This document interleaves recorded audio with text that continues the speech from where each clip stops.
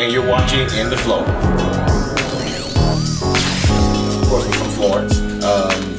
I was brought up in the bottom of West Florence. So our home house would be my grandmother's house on Ingham Street. That's my mother's mom, and then my dad is from Harmony Street. Shirley P. Wilson, Isaac Wilson Sr. So in the heart of what West Florence is, that's where I'm from. So you had people that would call me Jin Jin. That's my nickname for the people. So Dixie Street, Marion Street, talking about Roosevelt Street, just all of those streets that are cumbersome of what West Florence is. That's who I am. And then we moved over to what is now gone, but the old Royal Gardens. When it stood, that's where we moved from. So I moved from the bottom to Royal Gardens, and it was a little better for us, but we moved from one hood to the next, and then from there we kind of took on what North Florence was, and so a lot of people like to say, "Well, you're from North Florence." Well, part of my life was there, but the other part was, before I got here, was in West Florence. So that's who I am. I am District 1 of Florence. I am West Florence and North Florence. I'm Williams Middle, North Vista, Wilson, So yeah, that's what people know me as. I grew up, of course, with a single parent. My dad wasn't that involved. So my mom did what she could in order to take care of me and my sister. My mom, I wouldn't call her strict, but she had her rules, and these things need to be done, right? So one of her things was, I'm not gonna come home, I'm not gonna work all day and come home and clean. This house better be here, So we understood what she was saying, but sometimes that house wasn't clean because we want to do what we want to do. I want to watch cartoons. I want to be outside in the projects playing or in the streets. So I wouldn't call her strict because she did allow us to do a lot of different things. I think the only thing we probably didn't do as children was travel because we didn't have a car. At the time, we took taxis and things like that. On the other side, you had my grandmother on my daddy's side. I would like to call, she had her rules too, but she was more liberal in a sense. Like you can get away with murder over at my grandma Shirley P. house or whatnot. Now my mom's mom, you wasn't getting away with nothing. Now my grandma, my grandma on my mom's side. Now she's strict. She was strict. Now, you wasn't doing that. You wasn't running outside the door.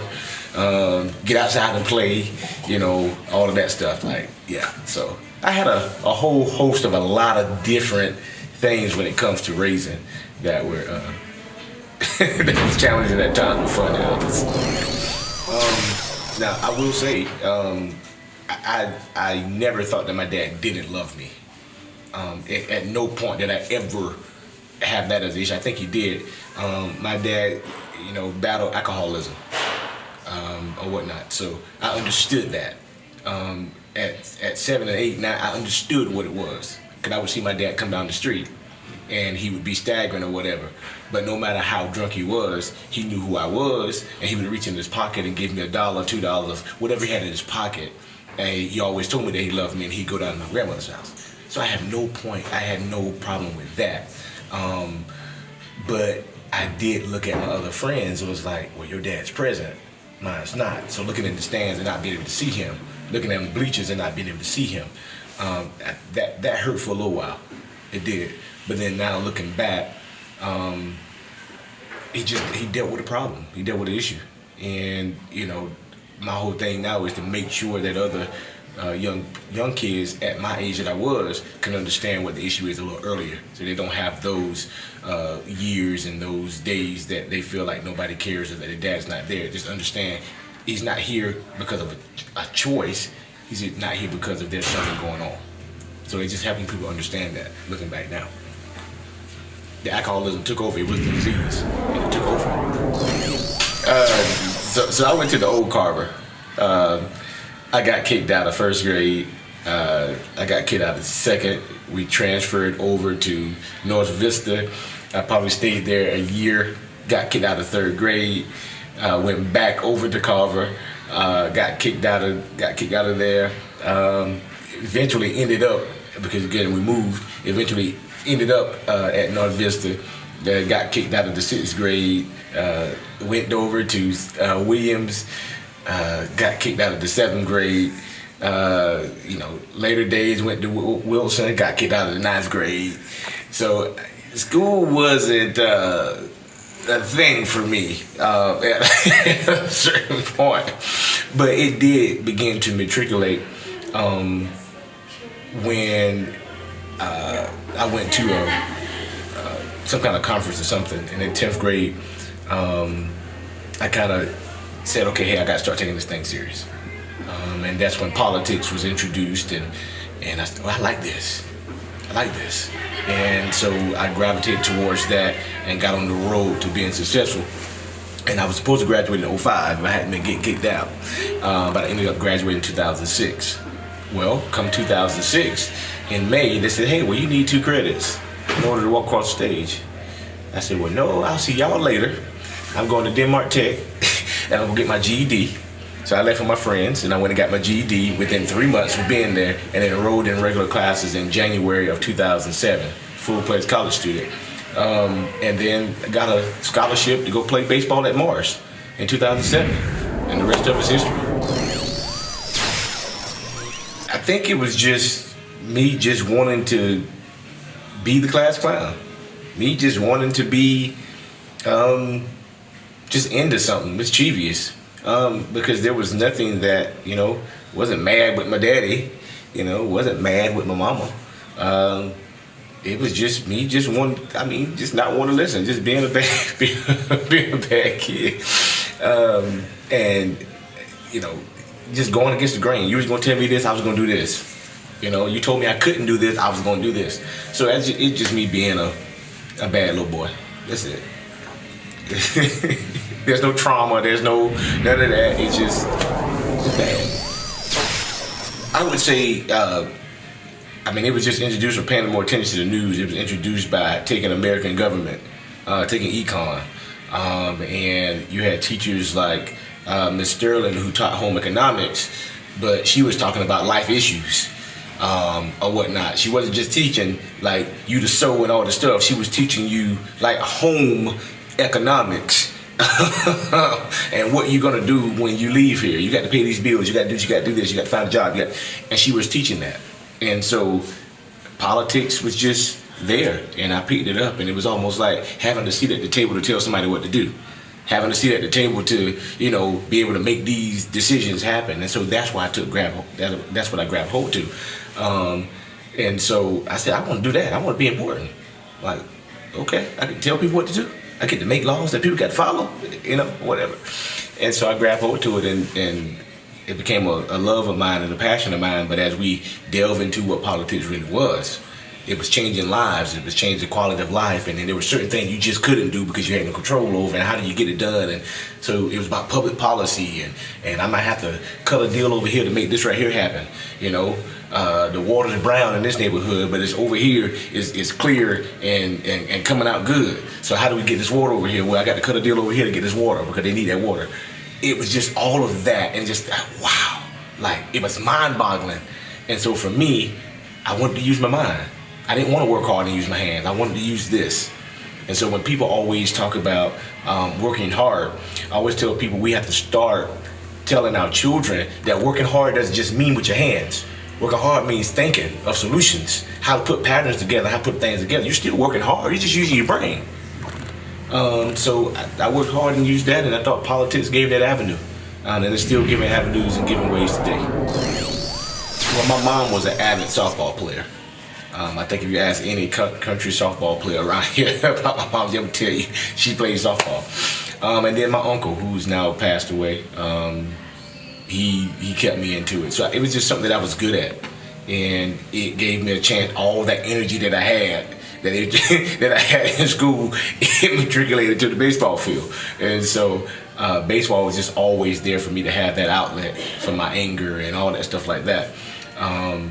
And believe it or not, I didn't even have a course, a thing to go play baseball. It wasn't a pathway at all. I went to the Navy. I was going into the Navy. I was in MEPS. I was in there, you know, standing in your underwear when you're in there. So I was in MEPS, and my phone kept ringing. It just kept ringing, kept ringing, kept ringing. And it was my mentor telling me that Mars had offered me a scholarship to come play baseball. And it was in that moment that I told the Sergeant Pope, remember his day, hey, I'm not gonna pursue this. And he was so mad. He was so mad. Oh, get out of here. I'm wasting my time, blah, blah, blah, blah, blah. And they sent me back to the hotel room. And from then, I went on to Mars. But if not, that call had not come through, I had not answered that call, I would have never went to Mars. I would have been in the Navy. If that phone had never kept ringing, he had never got tired of that phone ringing and told me to go answer that phone, I would have been in the Navy. I had no desire to go to college and do work. No whatsoever. So it took baseball getting me there, because I had no desire to go do work. Remember my K through 12 experience. I wasn't in class long enough to do work. Me preparing to go to college, I really didn't have the support. I really didn't have support to go to college from family and stuff like that. They wanted me to go to work, go to the military, go get money. You chasing a dream that might not ever happen. You putting yourself in all kind of debt and all this stuff. And I remember, just backing up a little bit, I remember going to Denmark Tech, and Missy Burgess took me down with her daughter. God bless her. She passed away a while ago. But it was me and her. We was in a van, in Mrs. Van, and we went down to Denmark Tech. But before leaving, my mom gave me $25 to go to college. She gave me $25 to go to college, go to school. So I think that it wasn't that my mom didn't want me to get an education. It wasn't that. It's just that she understood that going and getting a job and paying your bills, and the earlier you start that, you have an easier road, or whatever. Don't go get another bill. You know, college, you're gonna have to pay that back. Don't do all of that. And I think she thought from that standpoint. But for me, being 25, it was I mean, the $25, it was out there. That sticks in my head to this day, that she gave me $25 to go to college. Like, what was I gonna do with that? So going from Denmark to Mars, it just was, I was gonna push myself regardless. I was gonna push myself. And as I got on the Mars campus, I was like, I'm at a 4-year college. I'm at an HBCU. It was mind blowing, because that was my first time away from home, really. Didn't have a car, none of that, and started meeting people, this and that, networking, and the rest is history. Mars changed my life tremendously. It changed it tremendously. To think differently, to think on another level, to think beyond to think beyond your environment. I think that's what it taught me. To think beyond the environment. And when I say the environment, beyond Florence. Like, you do one thing, you stayed in Florence all your life. Think beyond that. There's something, beyond that. And before Mars, I hadn't been nowhere. We went to Southern Baptist Congress of Christian Education. We went there, and we, stayed at Mars for a week, or we stayed somewhere else for a week. Went to Columbia. But other than that, I didn't know about Greenville. I didn't know about Charleston. I didn't know about Orangeburg or any of that. And I wasn't that far. But going to Mars, I'm like, wow. I thought I grew up like, wow. Like, they got some hoods. They got some stuff going on. Oh, you grew up that way. Oh, okay. Oh, you lost your mom and daddy at, whoa. Oh, okay. So Mars just woke me up to a lot of different experiences. So therefore my mind started to be a little different. And my professors, pushed me to go beyond the mark. I remember Mark David, who's now the vice president over at Tech. He was my humanities professor at Mars, and I was going to leave after my sophomore year.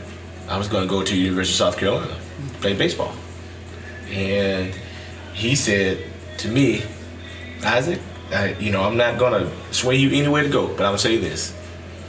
Mars will never be better than where it is now if leaders like you keep leading. And it kind of played on me a little bit, like, wow. Yeah. And so I stayed. Although the University of South Carolina ended up winning back-to-back national championships, and I probably could have been a part, but staying there, I think, catapulted me in ways that I think I would have never probably gotten at the University of South Carolina. Because if anybody know anything about HBCUs, I mean, it's hard sometimes, but we don't have the necessary resources that a PWI has. So you gotta go in the trenches for it. And so it allowed me to think a little differently. It allowed me to push a little harder, go against the grain, and see things from a more clearer picture about life than what I had experienced in Florence. Well, my Mars experience with baseball was it pretty good. It was okay. We sucked. We sucked tremendously. Yeah. I remember getting beat by Benedict like 22-2, and the two runs that we scored was 2 home runs hit by me and homeboy Randall out of Hartsville. So we were getting like fumbled over. But that taught me to press on baseball. Taught me that even though you take all these losses, even though that you probably know walking into a situation that it's probably going to defeat you, still prepare. So even and I took it to life, even though I walk out the door and the color of my skin probably precedes me already, and somebody's already going to judge me by the color of my skin walking out, prepare for the day. Prepare to be great, regardless. And you tackle whatever comes, because there may be a time that you may win. You may win. Race may take over and you may win, but I prepare myself to walk out the door every day. Baseball taught me that. Baseball taught me a lot of other things, how to communicate, sometimes you got to do things alone. Sometimes you got to do things as a team, and you need the help around you. So my experience there made a big impact. But baseball, all the traveling and in those experiences, being the top dog on campus, in that sport, or whatnot, winning MVP for the team in my senior year, won all kind of awards. And then we went on to the game in Eric Waters. Somebody from Major League Baseball was there scouting another kid. I had hit a home run to the right side. And I got a phone call from that, and they wanted me to try out for the Atlanta Braves. So we went on down to try out for the Atlanta Braves. Got cut. So they sent me another email. Went on down to the Myrtle Beach Pelican Stadium down in Myrtle Beach. Tried out again. Got cut. And so I said, I'm gonna do this one more time. And so we went to where everybody was there, and I ended up getting an independent baseball deal to go play in Canada. So we spent a year and some change there in Canada playing some pro ball there. So pretty happy about that. So I always like to tell people, Mars is small, but it was there that they catapulted my baseball career to something. And I got that experience of a lifetime. Well, actually, it wasn't my choice to come back to Florence. It wasn't my choice ever to come back to South Carolina. When I left, I didn't plan on coming back at all. While we were in Canada, there was a news story that came across from a little girl hanging herself in her closet. She was 17, and she hung herself from bullying issues at school. And so it was just a news story. Came across the TV, just a news story. Like it's another day. And from there, it seemed like the passion of baseball just went out of me. Like it was like, be gone. And so I struggled with staying for a while. And I came back to South Carolina because of that. Because I wanted to know who was fighting this battle for these children here in South Carolina. I like to tell people all the time that teachers teach. And so there's no course that teachers take when they're getting their master's degree, when they're getting their teacher's license, they don't teach them about bullying prevention. That's not a class. They don't teach them about suicide prevention. That's not a class. And so they have so much to deal with. So me taking on that big responsibility was a big help to teachers, was a big help to the education system. And now everybody's talking about it. You got to think back to 2011. I was talking about bullying prevention. I'm not talking about suicide prevention that much. And so we came in and made a big splash. Now it's all over the country. And so I love to think and tell people that we had a hand in that because we pushed the envelope a little bit. But again, that's really why I'm here. And me getting into politics was just by happenstance. It wasn't a plan. I was just going to do bullying prevention, suicide prevention. Are you in search of residential or commercial services like cleaning, moving, landscaping? Book us at we'realldone.com or dial 843-206-7550. Hey, I'm Suzanne La Rochelle, and I am running to be your next South Carolina State Senator for District 31. And you're watching In the Flow. District 1, it's home. It's where mom and dad met. It's where my grandparents still live. Ingram Street and Harmony Street. I am Old Carver, North Vista, Williams Middle, and working for Weed and Seed Safe Haven at 14 years old. Let's face it, District 1, we are one.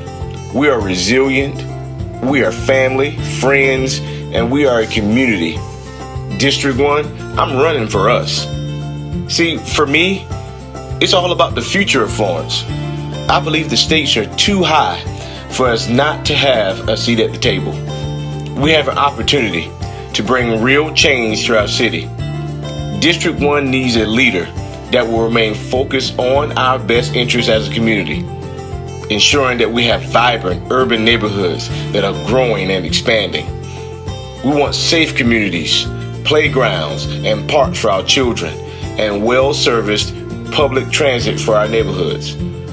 We must create broader civic engagement through measures that increase transparency, accountability, and the responsiveness of our city government. We must preserve local small businesses and foster a culture of volunteerism and connecting residents with opportunities to serve in the community. I'm running because I care too much not to, and to serve the people I call family. With change agents like you and all of our District 1 neighbors, we can change the direction of every community in District 1. It's time for every resident of Florence to live the good life. I'm Isaac Wilson, and I approve this message.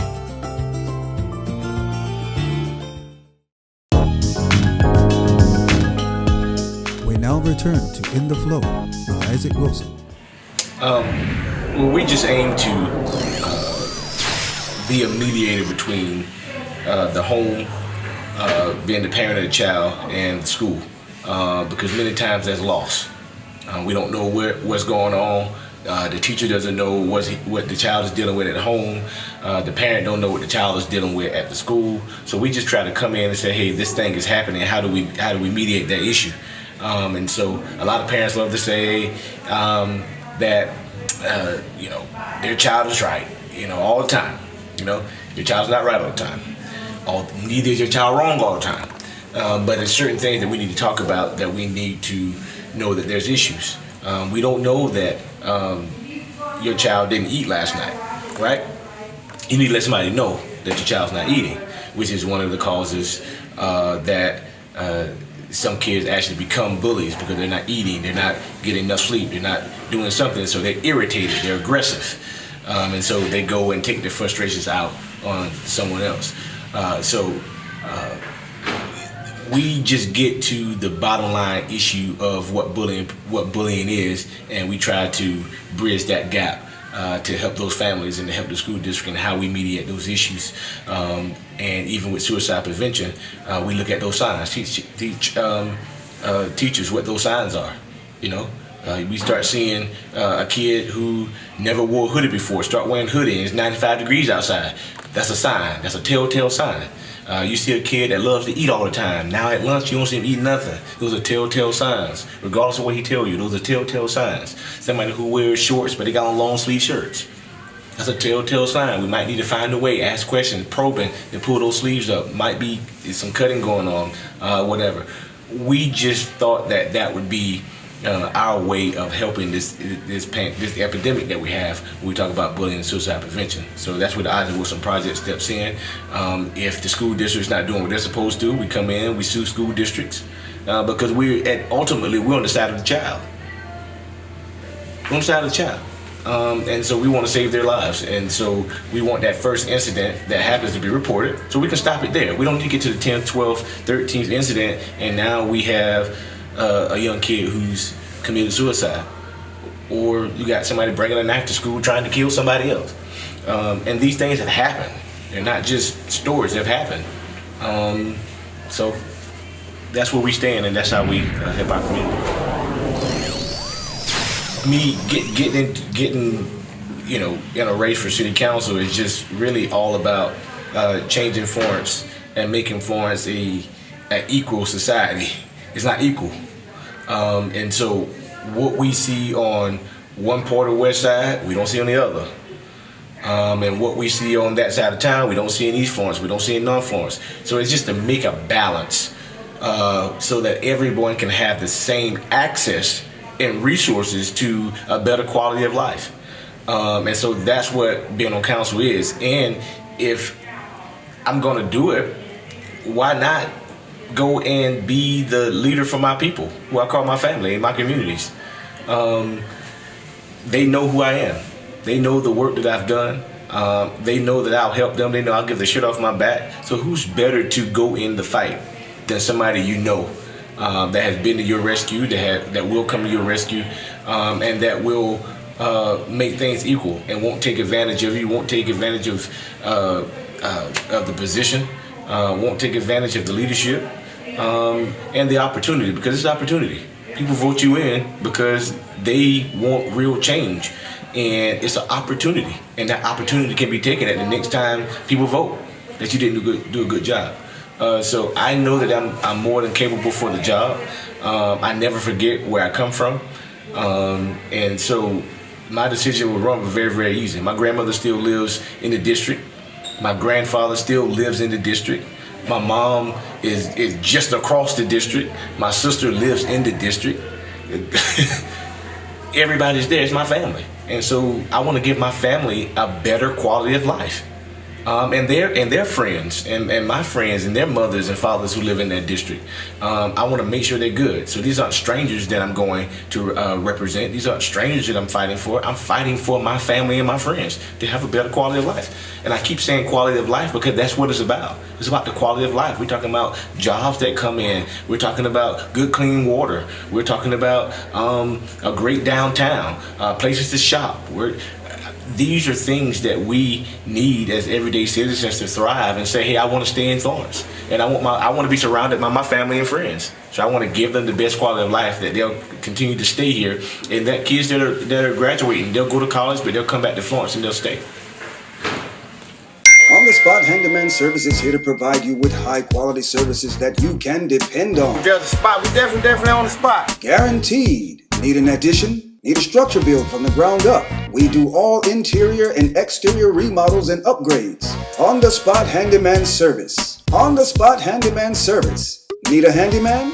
We're on the spot. On the Spot Handyman Service. Give us a call at 626-240-8632. That's 626-240-8632. Hello, my name is Monisha Epps, and I am the owner of Daily Living Adult Daycare Facility. The facility is about getting seniors out of being home and just being stuck at home all day. So it's a place for them to come and interact with peers of themselves. We take anyone from the ages of 18 and older, and we also take someone that has Alzheimer's, dementia, and they don't actually have to have a mental or health issue, they still can come to the facility. At the facility, we assist them with activities of daily living that includes things like bingo, arts and craft, painting, different things that we can do that can keep them busy. We have 2 locations.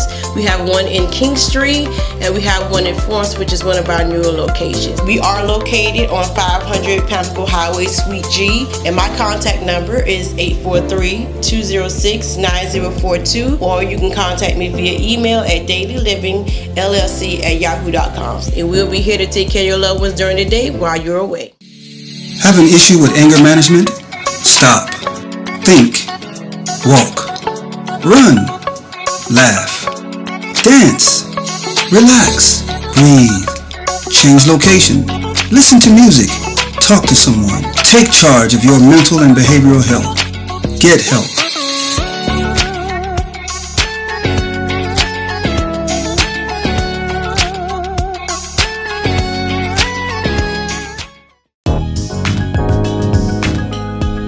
We now return to In the Flow with Isaac Wilson. I try to keep everything local and try not to get involved in federal politics. So my thoughts is that we fight for what's local here. So we fight to make sure our voter registration office on Third Loop is doing their job to protect our rights, and they're not fooling around with our votes there. So I think that's the only thing to be concerned with.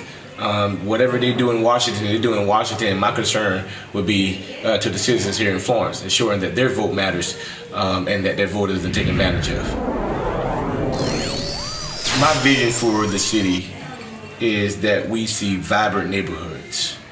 My vision is that when you drive down Commander Street, that it's not the Commander Street of old, that you don't remember the former. My vision for the city is that when you go to the bottom of West Florence and you're talking about a pathway to 52 or a pathway to Cashua leading to a sports facility, that you don't think about the former. You think about what is now, and you think about where we've come from. And again, that quality of life. I want to be able to see people on a regular night coming downtown, being able to walk up and down the street to go shopping, to go eating, to have a good time. A Florence where you can live, work, and play all in one area, all on all sides of Florence. I shouldn't have to go from North Florence to West Florence just to get a good meal. I want restaurants to start building down Irby Street. I want restaurants to start building down McKeever Road if we can get land or something like that. Build up around QVC where people don't have to go way to West Florence. They can go down Irby Street, down 95, and get something to eat. I just want to see Florence flourish and make an impact that people say, when I went to Florence, it was a great experience. When I went to Florence, I loved the people. When I went to Florence, I was able to get my work done and go play downtown when I stayed at the Hyatt. That's the vision. I'm tired of the old adage that there's nothing to do in Florence. All Florence is boring. All Florence is the stopping grounds from Miami to New York. Oh, Florence is 50 minutes from Myrtle Beach. No, we're Florence. And there are things to do here. We're Florence. And you can play and work and get all of your dreams right here in Florence. And so that's the vision that I have, that people talk about Florence in the way that they talk about other cities. We achieve that by voting in people. When we talk about council, you talk about county council, you talk about city council, voting in people that you know that can make an impact. Not play this political game that we play. You know me. Taking me for instance, you know me. You know what I do. You know who I am. And you know that I'm going to fight for you on that council. And you know that I'm going to bring every opportunity I can to Florence and make your life just a little bit better. When we talk about taxes, we talk about your water bill being the lowest. We talk about having great schools. When you talk about having different road projects done in your neighborhoods. When you talk about people speeding through your neighborhoods and having road bumps and stuff like that. all of that stuff we're trying to bring so that you can feel safe in your neighborhoods. When you talk about building on parks and making our parks better, that your children have somewhere to go. When you talk about finding grants in different federal programs so we can bring the beautification of your neighborhoods up. When you talk about the entryways into Florence, making those beautiful so when people come off the interstates and they come into Florence and embark on Florence, they see that beautification. They see what Florence is all about by just crossing over in. So that's what it's going to take, a bunch of people with like minds saying that we want to see Florence go from here to there, and it doesn't take 30 years. You know, we can vote on things to make it happen right now rather than later. I think there is and as I said on the news the other day, I think there's a grave concern when we have children picking up guns rather than picking up baseball bats and basketballs and bicycles and going into the neighborhood. We have a serious, serious problem. The first thing I will say is that poverty is definitely one of those things. We have to have better resources for our children because that's what it's starting younger and younger. We're getting babies that are killing. We're getting babies that are dying, and it's not just the children that need the resources. We need our parents to have resources. Maybe parenting classes. Not saying that your parenting is wrong, but just getting the knowledge of what's going on in today's age when you have a teenager, when you have a 15-year-old, when you have a 16-year-old. Maybe what your sense of what that feels like or what they're going through is kind of warped. So come and understand what they're going through. That better in turn gets you to parent them just a little better because you understand what's going on. It's almost like trying to teach a kid with autism.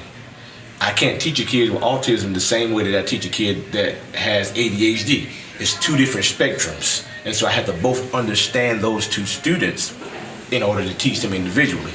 You have to understand your 14, 15, and 6-year-olds individually before you can help them in whatever they're going through.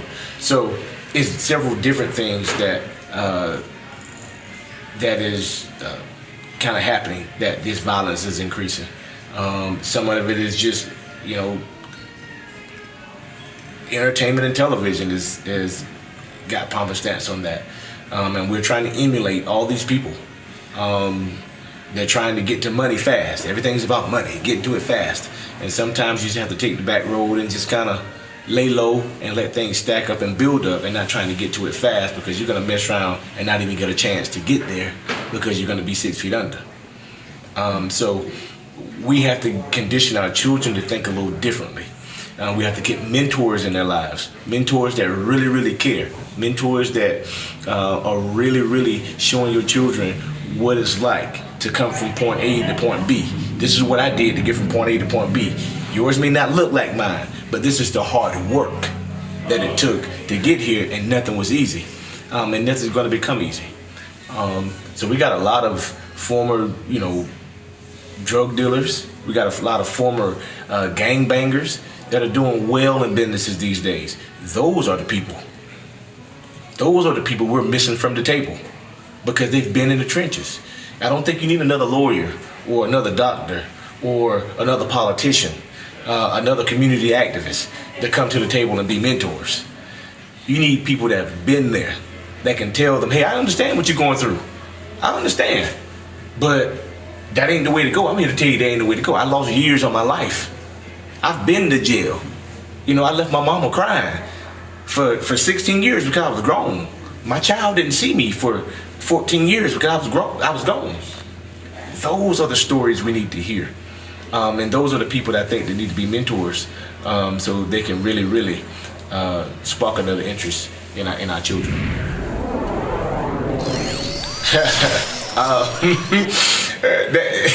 That's kind of twofold. I'm a country music fan. Okay, let's throw that out there. I'm a country music fan. Yes, I'm country music, but I listen to all genres of music. So I think somebody like J. Cole is a good person to listen to and rhyme with. Your Kendrick Lamar's. Still Jay-Z to this day. Jay-Z and Nas still making good music that you need. Jay-Z put out a whole album as a guide to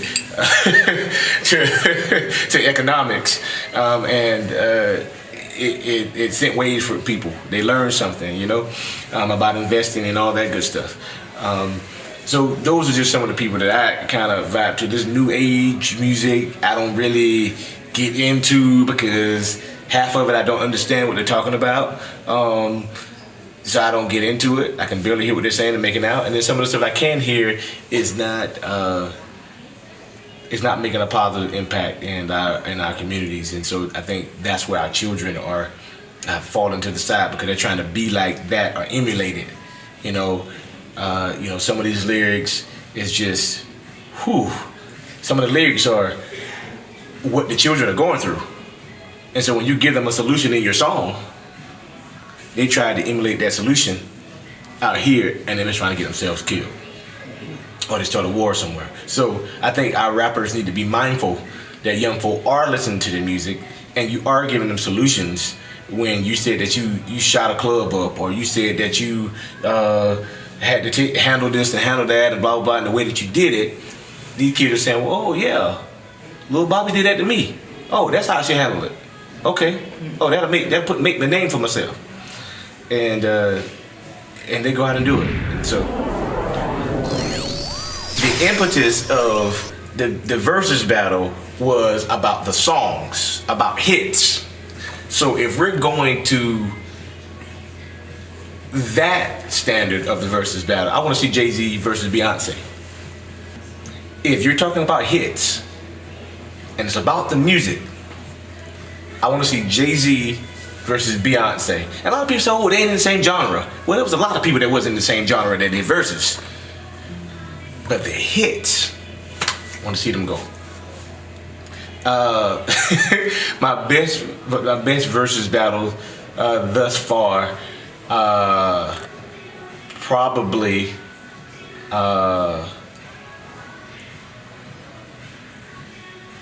Gucci Mane, Jeezy.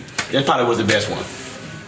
Cause it was about the music, or whatnot, and they had you had some people pulling for Gucci, you had some people pulling for Jeezy, and it was that underground music that Gucci Mane had, the underground music that Jeezy had that wasn't worldwide, but we still knew what it was. It was about the music, and I think that was the best one for me.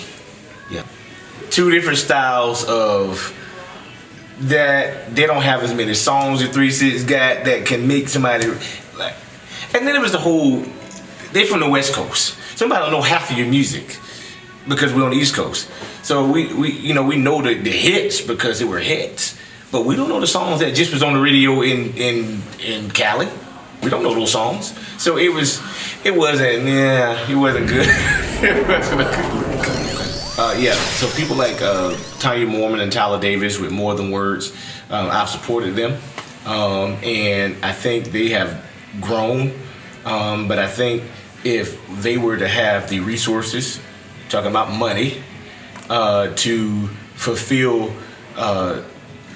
their vision for what More Than Words could be, I think it could be a national sensation because it's a great product.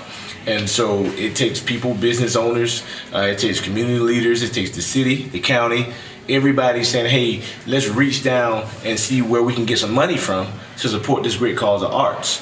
Because like that was mentioned, that's a sublet of children, a sublet of adults that we're just losing because they don't have anything that supports their hobbies and their dreams when it comes to art.